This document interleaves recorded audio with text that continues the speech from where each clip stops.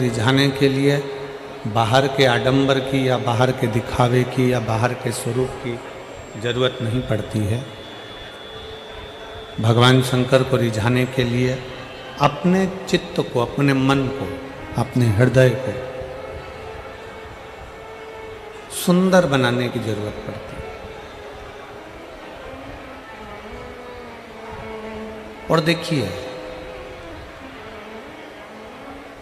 तन धोने से साफ हो जाता है, साबुन लगाने से साफ हो जाता है, सर्फ साबुन से नहाए, शैम्पू से नहाए, वो साफ हो जाता है। पर मन सर्फ साबुन से साफ नहीं होता।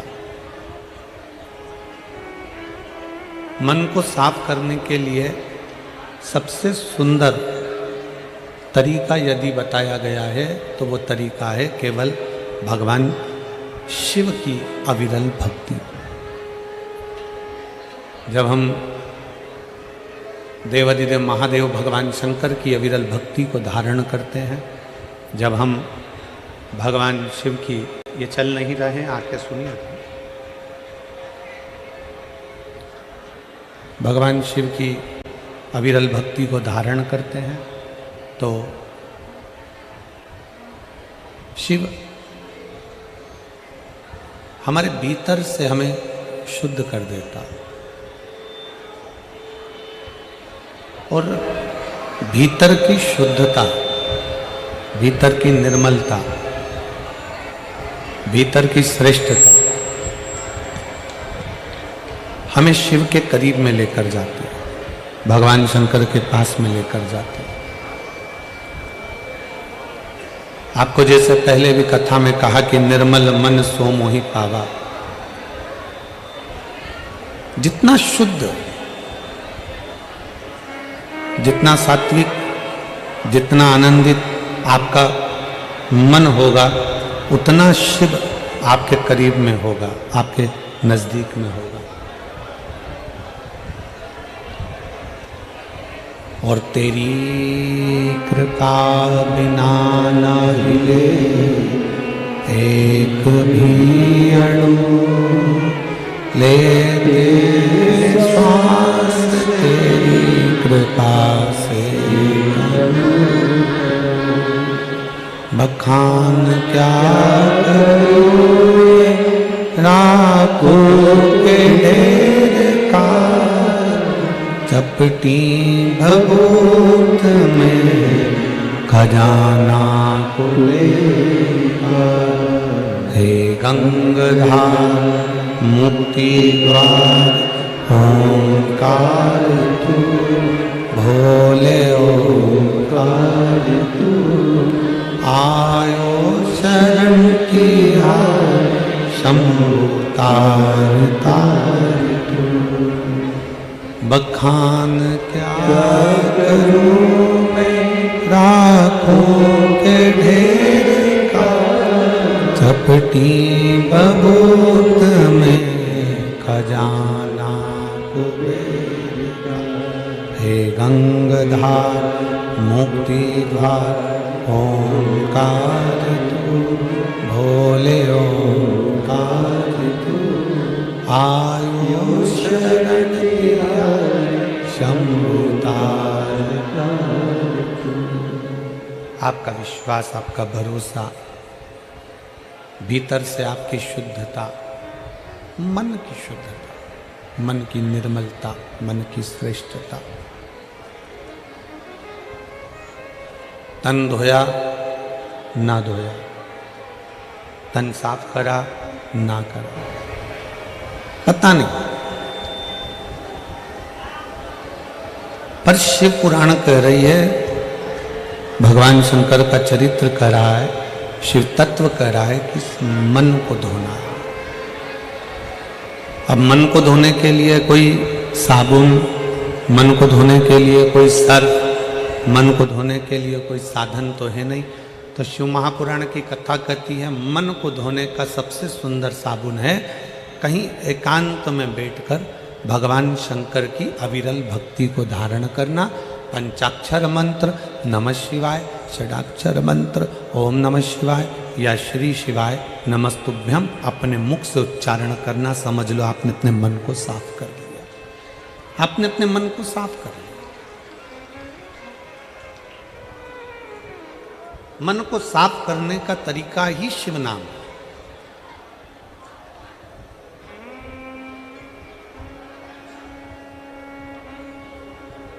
दो चीजें मेरे देवाधिदेव महादेव को सबसे ज्यादा प्रिय, दो चीजें मेरे शंकर को अति प्रिय, मेरे शंकर भगवान को बहुत प्रिय, भक्ति और भाव।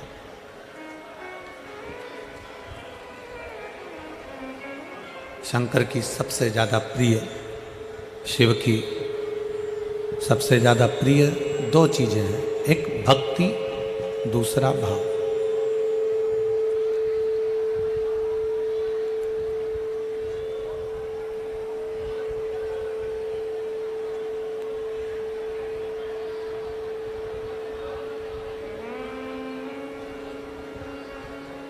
शिव जी की दो चीजें बड़ी प्रिय है, एक भक्ति और दूसरे नंबर पर है भाव। अब भक्ति किसकी?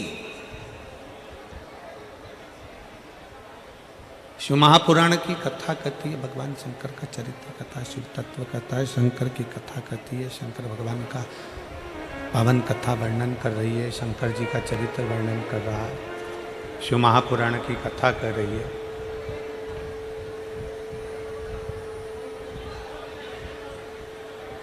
भगवान शिव का चरित्र कर रहा है, शिव महापुराण की कथा कर रही है। भक्ति किसकी?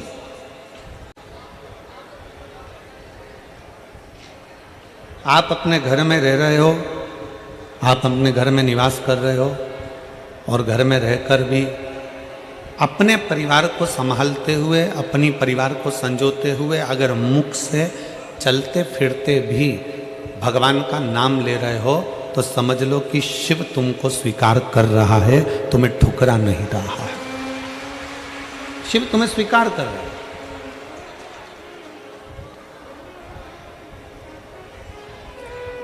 काम करते रहो, नाम जपते रहो। कर्म करते करते, काम करते करते भी अगर आप शंकर की भक्ति कर रहे हो, नाम ले रहे हो, मंत्र जाप कर रहे हो, स्मरण कर रहे हो, नाम जाप कर रहे हो, शिव ने तुम्हें स्वीकार कर लिया। पर शिव महापुराण की कथा कहती है कि दो चीजों से भगवान शंकर मिल जाते हैं, एक भक्ति के बल पर, दूसरा भाव के बल पर। दूसरे नंबर पर है शुद्ध सात्विक भाव। आपका भाव, आप भगवान के प्रति कितना सुंदर भाव रखते हो। भाव इसको नहीं कहते कि तुमने 56 भोग भगवान को लगा दिया तो भगवान खुश हो गए, तुमने भगवान को पीताम्बर दे दिया भगवान खुश हो गए, भगवान को तुमने लड्डू पेड़ा दे दिया भगवान खुश हो गए, भगवान को तुमने बेलपत्र दे दिया भगवान खुश हो गए। इसको भाव नहीं कहा गया। भाव किसको कहते हैं कि तुम भगवान से कोई संबंध जोड़ दो।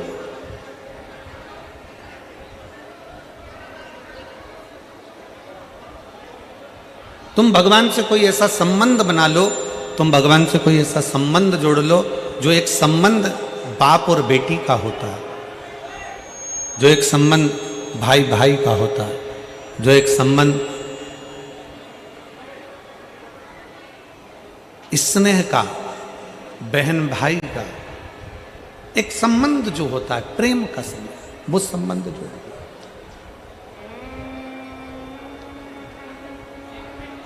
हम आप लोगों से कहते हैं कि सीहोर आओ, कुबेरेश्वर धाम पर आओ, बाबा के धाम पर आओ, तो ये मानकर आना कि वो तुम्हारा मायका है। बोलो, बोलते हैं कि नहीं बोलते?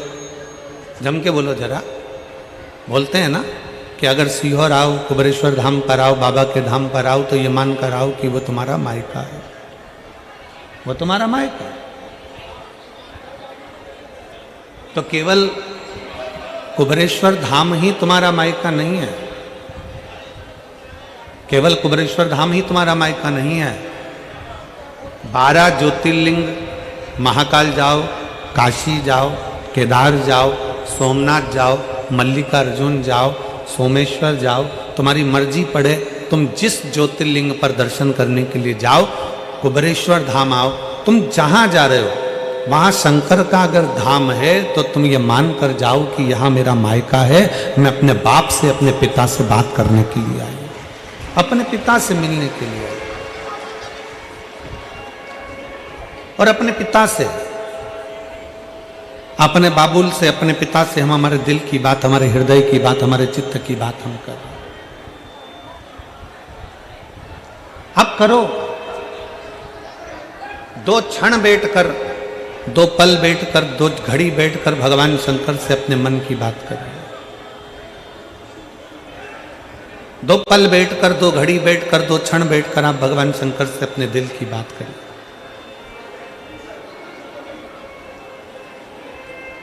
और तेरी कृपा बिना न हिले एक भी अणु, लेते हैं श्वास तेरी कृपा से तनु तनु, बखान क्या करूं मैं राखों के ढेर का, चपटी भभूत में खजाना कुबेर का। आप जितना पल, जितनी घड़ी, जितना क्षण परमात्मा को दे रहे हो, 2 घड़ी, 2 क्षण, 2 पल जो तुमने परमात्मा को दिया, उसमें कुछ क्षण बैठकर शिव से कुछ बातें करिए।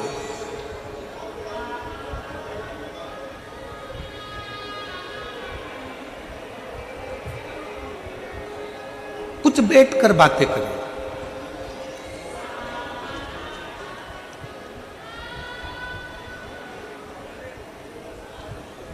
हम अपनी बातें कहेंगे ना तो तुम लोग हंसोगे, आप लोग कहोगे कि गुरुजी ऐसी बातें करते हैं। कई लोग उसको हंसेंगे, विचार करेंगे कि क्या ऐसा करना चाहिए। पर कभी कभी मन में जब आता है तो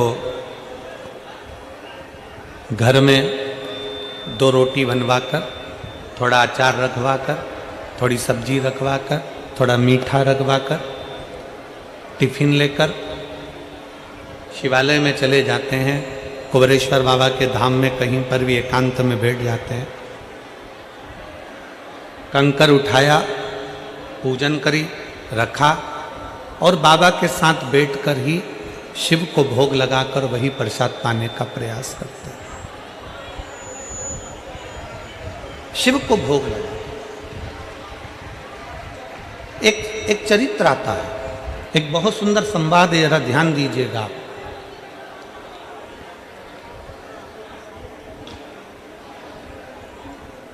जिस व्यक्ति की बीमारी खत्म ही नहीं हो रही, कभी पाँव में दर्द आ गया, कभी कमर में दर्द आ गया, कभी पीठ में दर्द आ गया, कभी सिर में दर्द आ गया, कभी आंखों में तकलीफ हो गई, कभी दमा चलने लगा, सांस चलने लगी, कभी डॉक्टर को दिखाया तो थायराइड हो गया, कभी मालूम पड़ा कि मेरा कोई ब्लड कम हो गया, कोई प्लेटलेट कम हो गई, कोई कुछ हो गया, कोई कुछ हो गया।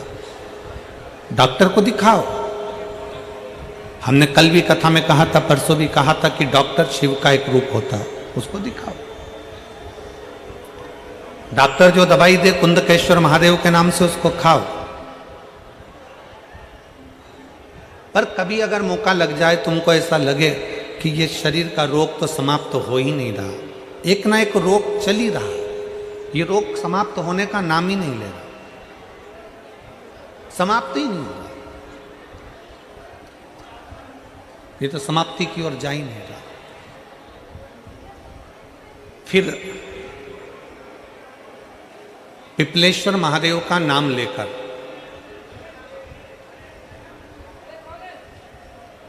पिपलेश्वर महादेव का नाम लेकर कुछ भी मीठा जो बना सकते हो, हलवा बना सकते हो हलवा, सीरा बना सकते हो सीरा, खीर बना सकते हो खीर, चूरमा बना सकते हो तो चूरमा, लड्डू बना सकते हो तो लड्डू, जो तुम घर में मीठा बना सकते हो उसका केवल 7 ग्रास का अन्न, कितने ग्रास, जम के बोलो जरा, 7 ग्रास। 7 ग्रास मतलब 7 कोर, 7 ग्रास।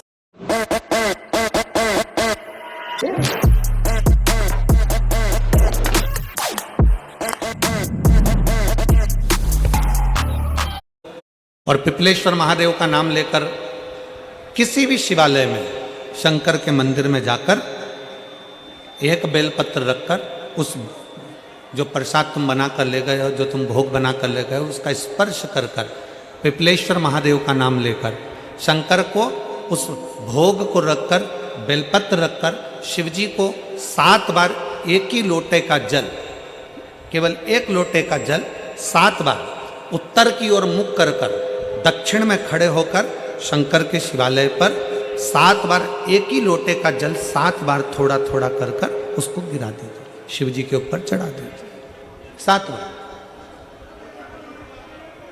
बाद में जो प्रसाद पर आपने बेलपत्र रखी है, उसी बेलपत्री को उठाकर शंकर के शिवलिंग पर चढ़ा दीजिए। बाबा को प्रणाम करिए, बाबा मेरे शरीर का रोग समाप्त नहीं हो रहा, गोलियां खा रही हूँ, दवाई खा रही हूँ, कुंदकेश्वर महादेव का नाम लेकर दवाइयाँ ले रही हूँ, पर कभी घुटना, कभी कमर, कभी आँख, कभी थायराइड, कभी कुछ, कभी बीपी, कभी शुगर, कुछ ना कुछ चल ही रहा है। बाबा अब आपको संभालना, किसी भी दिन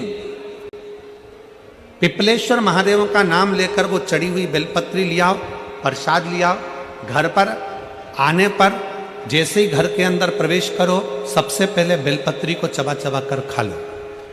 फिर वो जो प्रसाद है, उस प्रसाद को 7 गांठ से थोड़ी थोड़ी देर में 7 बार में उसको खा लेना। बाबा देवाधिदेव महादेव का नाम लेकर, पिपलेश्वर महादेव देव का नाम लेकर प्रणाम कर कर जल का आचमन, हाथ की हथेली में जल लेकर 7 बार आचमन कर लीजिए और शिव का, पिपलेश्वर महादेव का नाम ले लीजिए। धीरे धीरे 15 दिन लगेंगे और 15 दिन में बीमारियां अपने आप कम होना प्रारंभ हो जाएगी और बाबा आपका हाथ पकड़कर आगे बढ़ाएंगे। शिव तत्व की प्राप्ति 5 दिन की फरीदाबाद में शिव महापुराण की कथा हरियाणा की इस पवित्र भूमि पर 5 दिन की चल रही है। आज कथा का 4th दिवस है।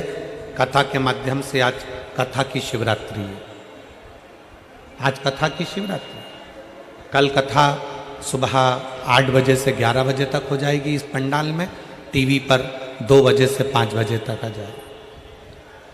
कल कथा टीवी पर 2 से 5 आएगी।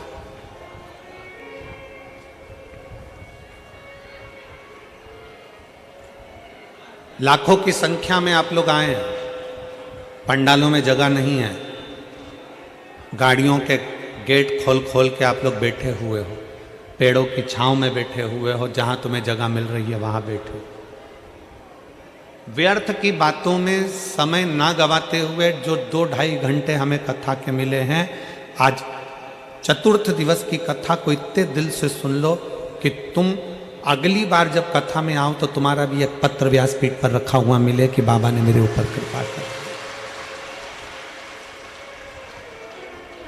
कैसी भी बीमारी हो, कैसा भी दुख है, कैसी भी तकलीफ है, कैसा भी कष्ट है, कैसा भी समस्या है, पिपलेश्वर महादेव का नाम का थोड़ा सा मीठा बनाकर पूजन कर कर, बेलपत्र रखकर, शिव को जल चढ़ाकर, बेलपत्र वापस शिव के शिवलिंग पर रखकर, फिर बाबा को जल समर्पित कर बड़े भाव के साथ में बाबा के उस आनंद को, प्रसाद को लेकर आए, उसको पाइए,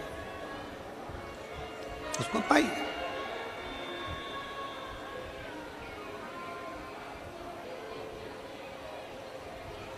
पर भाव के साथ, विश्वास के साथ, और निर्मल मन सो मोहि पावा, मोहि छल छिद्र कपट नावा। एक विश्वास के साथ जब हम भगवान शंकर को रिझाएंगे, एक भरोसे के साथ जब हम भगवान शंकर को रिझाएंगे, तो शिव हमारे करीब में आए, शिव हमारे पास में आए। केवल एक भरोसा।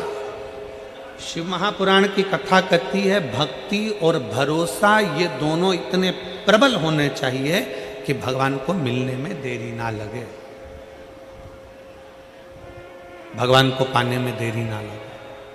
भक्ति और भरोसा बड़ा प्रबल कर लीजिए, बड़ा प्रबल।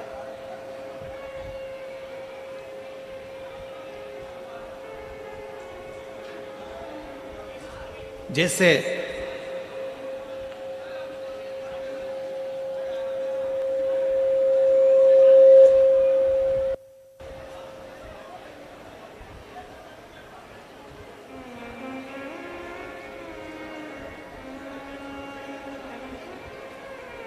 एक बड़ा दुबला पतला सा लड़का,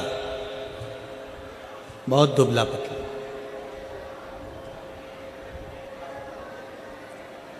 और महाराष्ट्र में कथा चल रही थी, वहां पर रक्तदान शिविर भी लगा हुआ था।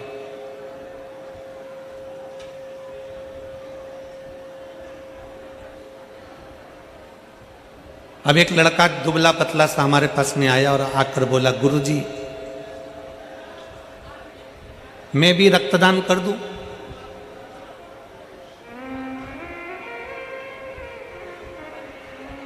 क्या मैं भी रक्तदान कर दूं? एक तो बहुत दुबला पतला, शरीर में केवल हड्डियां ही हड्डियां, थोड़ा सा मांस।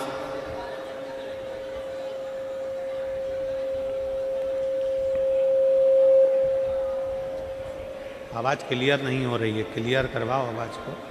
आवाज क्लियर होना चाहिए, बाहर की आवाज अंदर आ रही है, बाहर की सारी आवाज अंदर आ रही है, अंदर की आवाज नहीं है बिल्कुल भी।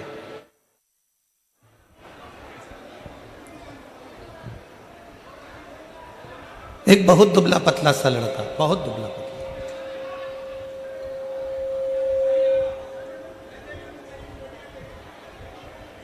और वो दुबला पतला सा लड़का कहे, गुरुजी मुझे भी रक्तदान करना है, क्या मैं रक्तदान कर सकता हूं? हमने कहा बेटा तुम्हारा मन है, खूब प्रेम से करो, और करना चाहिए। तुम्हारा दिया गया रक्त कहीं ना कहीं किसी के काम आ जाए, इससे बढ़कर और क्या चाहिए। पर गुरुजी, वो लड़का बोला, मैं पहले एक बार अपने कॉलेज के दोस्तों के साथ मिलकर एक जगह पे रक्तदान कर आया था, फिर 5 दिन के बाद मुझे 2 बोतल रक्त लग गया था। दे के थोड़ा सा आया था और लग गया ज्यादा। हमने उस बच्चे से कहा, अगर शरीर में रक्त नहीं है और तुम चाहते हो कि किसी को रक्त का दान दिया जाए, तो शिव महापुराण एक बड़ी सुंदर बात कहती है कि इतने मीठे शब्द किसी व्यक्ति से बोलो, इतने मीठे शब्द बोलो, इतनी अच्छी बातें बोलो कि सामने वाले का खून तुम्हारी वाणी से अपने आप बढ़ जाए, तो समझ लो कि तुमने रक्तदान कर दिया।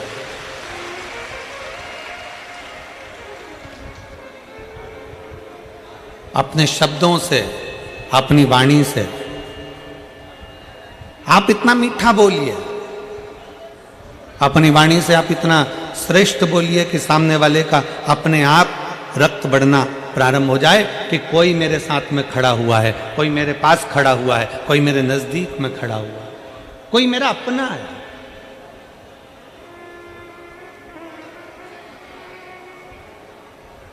कई बार स्थिति यह होती है कि अपने भी अपने नहीं हो पाते और पराये अपने हो जाते हैं।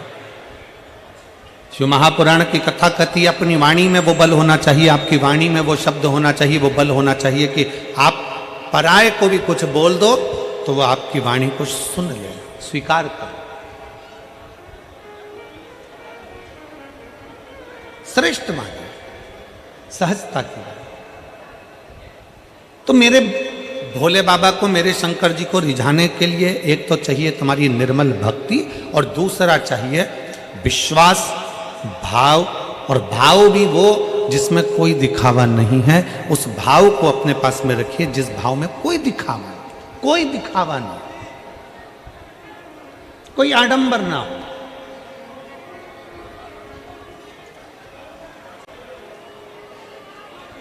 एक लड़के ने एक पत्र लिखा, एक बेटी ने लिखा है,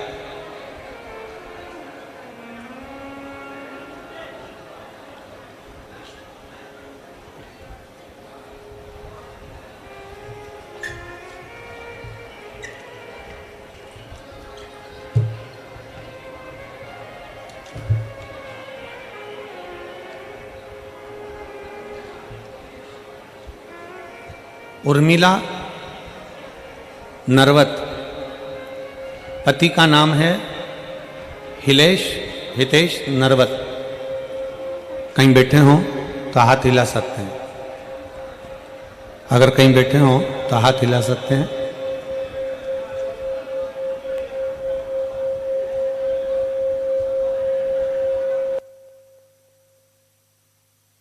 उधर की आवाज कम करके, ये जो बार बार विसिल आ रही है ना,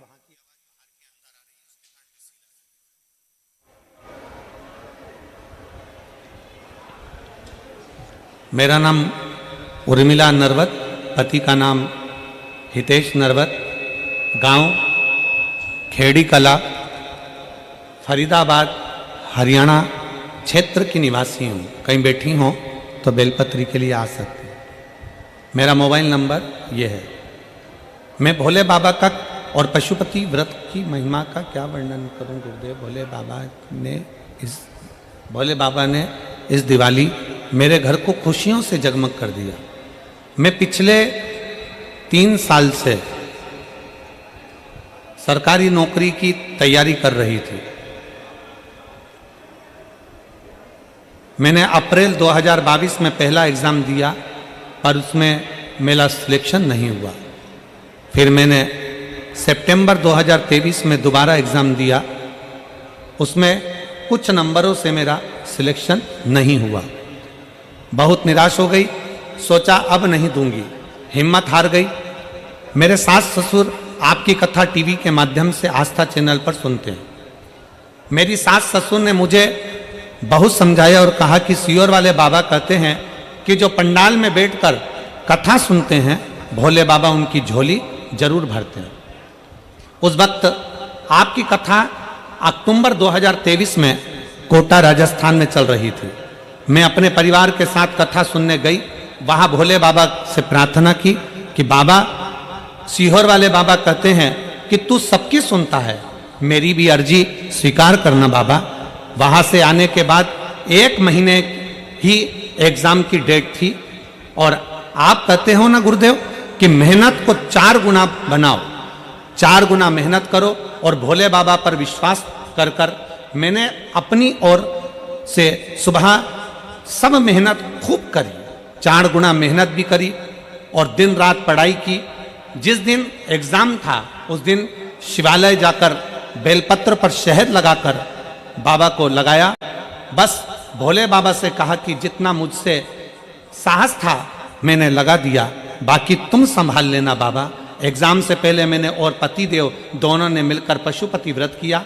आज उसी कारण भोले बाबा ने मेरी अर्जी स्वीकार कर ली और मेरे बाबा ने मुझे 1 नहीं 2 बार लगातार ऑल इंडिया में